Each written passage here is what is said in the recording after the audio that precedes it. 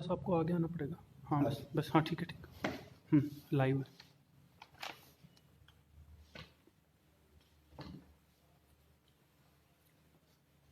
चालू है।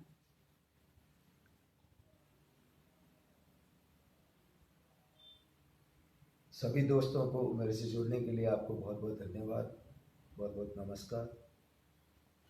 आज की बात मैं आपसे एक जनप्रतिनिधि होने के नाते नहीं, बल्कि दलगत राजनीति से ऊपर उठकर एक किसान का बेटा होने के नाते कर रहा हूँ। आपको पता है, पूरे देश को पता है कि पिछले 2 महीनों से शांतिपूर्ण तरीके से जो किसान आंदोलन चल रहा था, वो किसान आंदोलन इस बात के लिए था कि पिछली बार आपको पता होगा केंद्र सरकार ने किसानों का गला घोंटने वाले 3 काले कानून ये सरकार लेके आई। सरकार ने कानून पास किए। उन किसान की पेट पे लात मारने वाले कानून होंगे, उसी बात को लेकर, क्योंकि ये जायज मांगे थी किसान की, और उन जायज मांगों के लिए पिछले 2 महीने से अधिक जो है किसान धरने पे बैठा है, दिल्ली को घेरे हुए है। चाहे गाजीपुर बॉर्डर की बात करो, चाहे टीकरी बॉर्डर की बात करो, चाहे सिंधु बॉर्डर की बात करो, चाहे शाहजहांपुर बॉर्डर की बात करो, पूरे देश के अंदर किसान पूरे अवजलित होकर और सरकार का ध्यान खींचने का काम कर रहा था अपनी जायज मांगों के लिए। इस भरी ठंड के अंदर, बरसात के अंदर और ठंड के अंदर वो आराम शांति से बैठा था और अपनी मांग को रख रहा था। लेकिन आपको पता होगा 26 जनवरी को किसानों ने पहले कह दिया था और सरकार को ये निवेदन कर दिया था कि हम भी जो है 26 जनवरी को ट्रैक्टर रैली निकालेंगे, और ट्रैक्टर परेड के लिए उनको रास्ता दिया गया। शांति से ट्रैक्टर परेड चल रही थी। इसी भारतीय जनता पार्टी के द्वारा पूरा मोटिवेटेड कर और ऐसे असामाजिक तत्वों को उस ट्रैक्टर परेड के अंदर डालकर, और जिस तरीके से लाल किले पे जो है एक कृत्य किया गया, वो कृत्य भारतीय जनता पार्टी का रचा हुआ षड्यंत्र था और किसान को बदनाम करने वाला षड्यंत्र था। और किसान आज भी अपनी मांगों को लेकर बैठा है और सरकार उस एजिटेशन को, उस जो है धरना प्रदर्शन को कुचलने का जो काम कर रही है, मैं समझता हूं पूरे देश का किसान भारतीय जनता पार्टी को कभी माफ नहीं करेगा। आज भारतीय जनता पार्टी जिस तरीके से किसानों पे जो इलिगेशन लगा रही है, ऐसे ऐसे आरोप, संगीन आरोप लगा रही है कि किसान आतंकवादी है, किसान जिस तरीके से जो है कर रहा है वो देश के हित में नहीं है, वो देश को जो तोड़ने का काम किसान कर रहे हैं। मैं बताना चाह रहा हूं केंद्र सरकार को, हमारे देश के प्रधानमंत्री मोदी जी को, कि मोदी जी, इन्हीं किसानों ने आपको उस देश की सर्वोच्च गद्दी पे बिठाया था, प्रधानमंत्री की सीट पे बिठाया था। आपका फर्ज और कर्तव्य बनता था उस किसान के हित की बात करो, किसान को मजबूत करने की बात करो, किसान को आर्थिक स्थिति से मजबूत करने की बात करो। वो बातें तो दूर रही, और किसान के पेट पे लात मारने के जो काले कानून आप लेके आए हो, उन पे देश का किसान कभी आपको माफ नहीं करेगा। आज भी जिस तरीके से राकेश टिकैत के साथ में जो अन्याय और अत्याचार किया गया, हमारे देश के किसानों की जो नेता थे, उन नेताओं पे जो है कुठाराघात करने का काम किया, देश की जनता कभी आपको माफ नहीं करेगी। आज भी चाहे गाजीपुर बॉर्डर की बात करो, किस तरीके से आप बागपत के अंदर रात के सोए किसानों पे आप जो है लाठीचार्ज कर रहे हो, उनको भगाने का षड्यंत्र, जो भगाने का काम कर रहे हो। आज किसान इस लोकतंत्र और प्रजातंत्र में कोई देश को किस तरीके से बेचने का जो काम कर रहे हैं, बात को जानता है। आज कहां जरूरत थी उस किसान पे काला कानून जो थोपने की। आज किसान अपनी मांग को, किसान अपने जो है जीने के तरीके को, किसान कुछ है, उस किसान को आंदोलन को कुचलने का काम आप कर रहे हो। 26 जनवरी की ट्रैक्टर परेड में मैं ये कहना चाहता हूं कि किसान बहुत शांतिपूर्ण तरीके से जो है किसान परेड कर रहा था। सिर्फ इनका मकसद एक था कि इनको किसी तरीके से षड्यंत्र में लेकर और ऐसा षड्यंत्र रचकर इनको वह भगाने का काम, उनको वह जो है कुचलने का काम, जिस तरीके से उस आंदोलन को कुचलने का काम आप जो कर रहे हो, ये देश का किसान कभी माफ नहीं करेगा। मैं दोस्तों ये बताना चाह रहा हूं, आज समय आ गया, आज समय इस बात के लिए आ गया कि हम सबको एक होना पड़ेगा और उस किसान की मदद करनी पड़ेगी।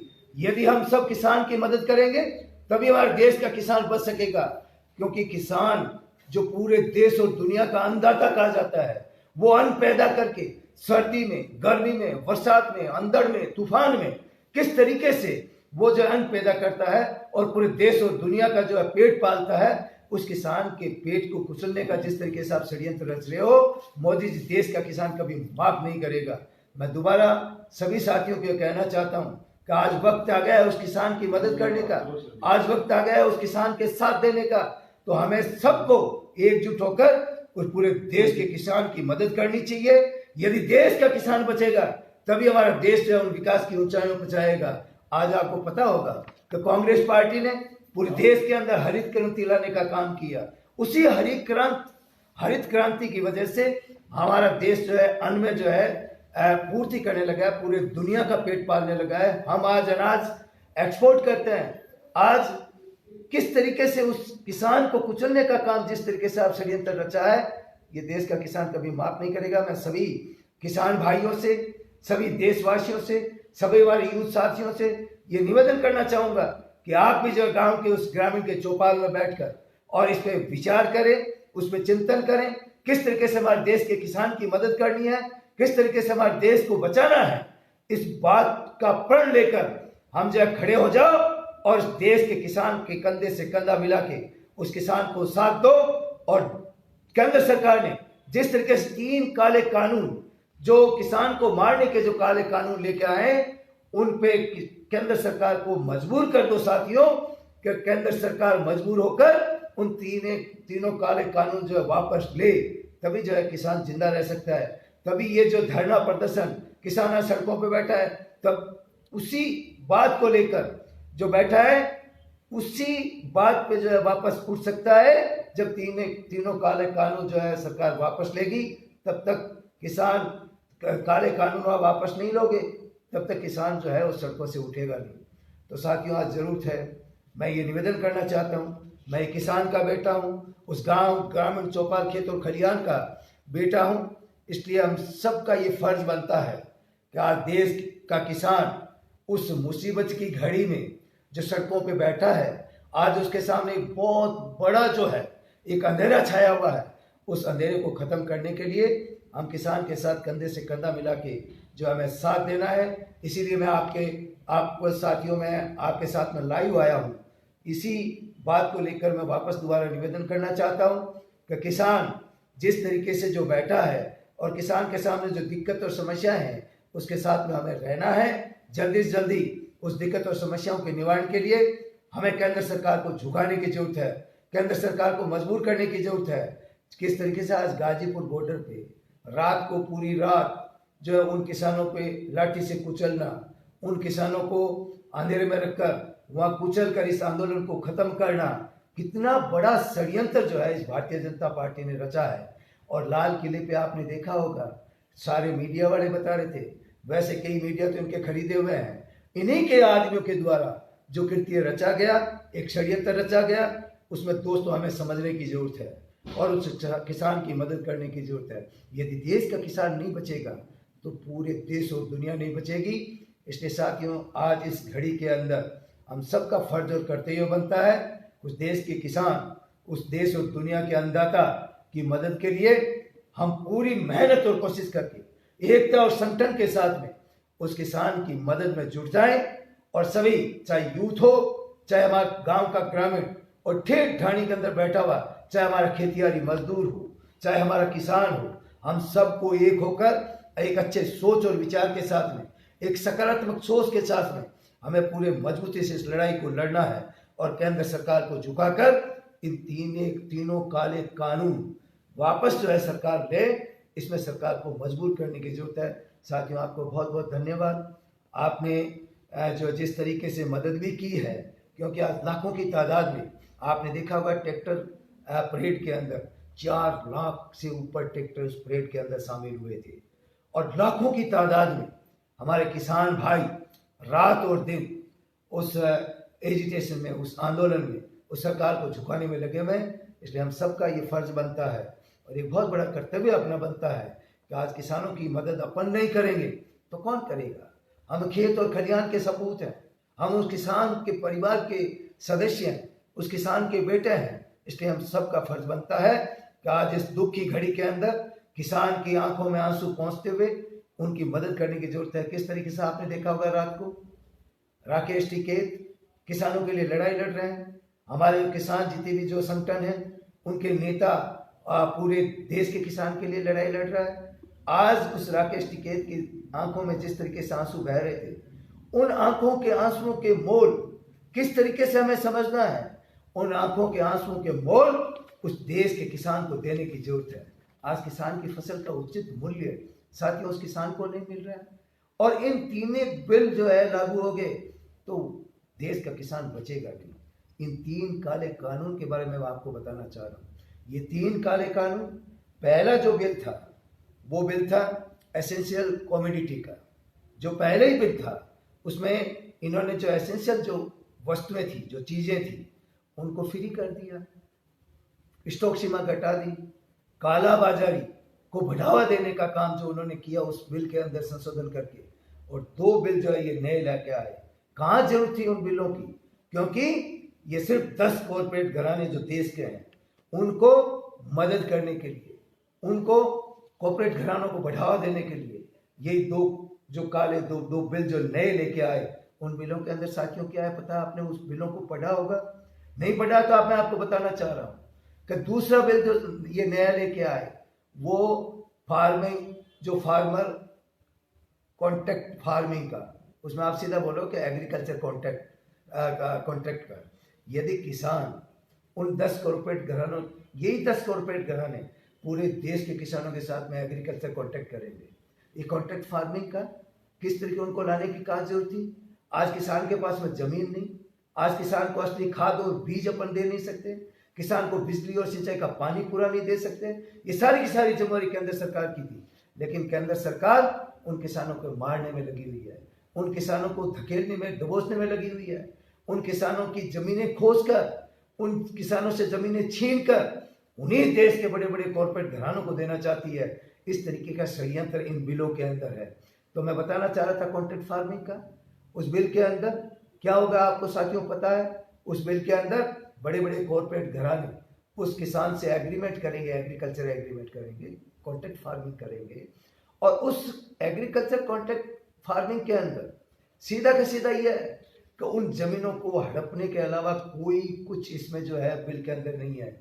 वो कॉन्ट्रैक्ट करेंगे, कॉन्ट्रैक्ट करके वही खाद और बीज देंगे, वही जो है दवाई देंगे, और किस तरीके से उस जमीन को हड़पने का जो षड्यंत्र इन बिलों के अंदर भारतीय जनता पार्टी के द्वारा, देश के प्रधानमंत्री मोदी जी के द्वारा जो षड्यंत्र किया गया है, आज देश का किसान जानता है, किसान समझदार है, किसान इस बात को समझता है, और उसी बात को समझकर किसान आज सड़कों पर बैठा है साथियों। तो इसी कॉन्ट्रैक्ट एग्रीकल्चर फार्मिंग से सिर्फ किसानों की जमीनें हड़पने का काम जिस तरीके से जो किया जा रहा है, मंडियां खत्म करने का काम किया जा रहा है। आज वो प्राइवेट मंडियां आएगी, किसान की फसल का मूल्य वही कॉर्पोरेट घराने तय करेंगे, किसान अपनी फसल का मूल्य तय नहीं कर सकता। और जो आपकी फसल होगी, जो कॉन्ट्रैक्ट फार्मिंग होगी, उसमें सीधा का सीधा यह है कि किसान पे ये थोपा गया है, एक कानून थोपा गया है कि वो कॉन्ट्रैक्ट करेगा, और करने के बाद में जो कॉर्पोरेट घराने हैं वो अपनी मर्जी है वो करेंगे, मर्जी से फार्मिंग करेंगे, मर्जी से उस किसान की जमीन लेंगे, उसी किसान की जमीन पे वही कॉर्पोरेट घराने जो है ऋण लेके और वही खाद और बीज जो है जिस तरीके से देंगे। और फिर आपकी क्वालिटी की जो बात है कि भाई किसान के साथ में एग्रीमेंट होगा, उसमें क्वालिटी, स्टैंडर्ड, ग्रेड, ये जो उसमें क्लोज दिया हुआ है। आज फसल की क्वालिटी किसान थोड़ी तय करता है, आज फसल की क्वालिटी मौसम तय करता है, पानी तय करता है, खाद बीज दवाई तय करती है। आज कोई ये फैक्ट्री तो है नहीं कि आप एक क्वालिटी तय कर ली, उस क्वालिटी से आप माल जो है प्रोडक्शन कर दोगे। खेती में कभी भी क्वालिटी नहीं होती, मौसम, बेमौसम, बरसात, तूफान अंदर फसल खराब भी हो सकती है। इस तरीके के इस बिलों के अंदर जैसे प्रावधान रखे गए हैं, वो प्रावधान सिर्फ कॉर्पोरेट घरानों के पक्ष में है। इसलिए साथियों, चाहे मंडियों की बात करो, चाहे फसल के मूल्य की बात करो, एक दूसरी तरफ एमएसपी प्राइस जो समर्थन मूल्य है उसको खत्म करने की साजिश जिसे केंद्र सरकार कर रही है, ये कभी हम होने नहीं देंगे। हम किसान के साथ कंधे से कंधा मिला के उस किसान के साथ में रात और दिन हम एक करके और किसान की मदद में हम रात और दिन खड़े रहेंगे। और जब तक किसान के सामने जो दिक्कत और समस्या है, किसान के सामने 3 काले कानून थोपे हैं। उन तीनों काले कानून जब तक केंद्र सरकार वापस नहीं लेगी तब तक हम किसान के साथ सड़कों पे रहेंगे, किसान के साथ कंधे से कंधा मिला के और किसान की मदद में रहेंगे।